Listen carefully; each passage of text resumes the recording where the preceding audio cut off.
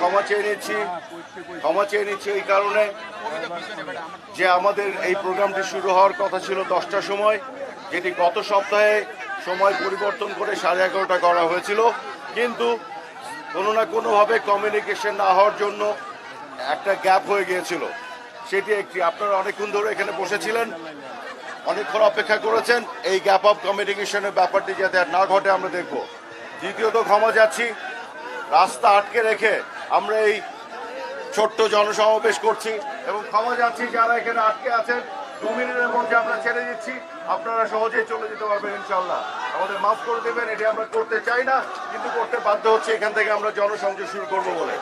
একই সাথে সবাইকে অনুরোধ করব যে আমাদের মিডিয়ার গণমাধ্যমের বন্ধুরা আছেন, আমরা একটু ডিসিপ্লিন মেনটেন করে সাবধানে আমরা এই বস্তির ভিতরে ঢুকবো এবং সবার সাথে আমরা ভোটারদের সাথে হাত মেলাবো, তাদের সাথে কথা বলবো।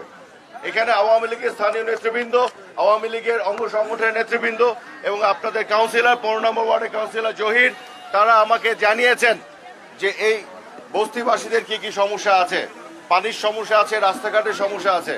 আমাকে জানিয়েছেন যে অনেকে ক্ষতিগ্রস্ত আছেন, তাদের পুনর্বাসন প্রক্রিয়ার মধ্যে আছেন। আমি এই তথ্যগুলোর উপর ভিত্তি করে যদি আপনারা আমাকে সুযোগ দেন, আমি পুনর্বাসন প্রক্রিয়া আরো ত্বরান্বিত করার ক্ষেত্রে কাজ করব ইনশাআল্লাহ। এবং একই সাথে এখানে যে পানি বা রাস্তাঘাটের যে সমস্যাগুলো আছে সেগুলো ধাপে ধাপে সমাধান করবো ইনশাআল্লাহ। তবে আমরা যাই করি, নাগরিক সুবিধা নিশ্চিত করার জন্য কাজ করতে হবে। রাজনীতি মানুষের জন্য, মানুষের কষ্ট লাঘবের জন্য, সেই কাজটি আমরা করতে চাই। আমরা কোনোভাবে মানুষের কষ্ট বাড়াতে চাই না, যে কারণে আমি বক্তব্য বাড়াচ্ছি না। আমরা সামনে হাঁটতে থাকি, ভোটারদের সাথে মিলি, ভোটারদের সাথে কথা বলি এবং আমাদের যারা আটকে আছেন তাদেরকে ছেড়ে দেই যত সহজে সম্ভব। আপনারা দয়া করে ডিসিপ্লিনের মাধ্যমে একটু রাস্তা ছেড়ে দিব এবং সবাইকে যেতে দিই আমরা। ধন্যবাদ আপনাদের সবাইকে। জয় বাংলা, জয় বঙ্গবন্ধু।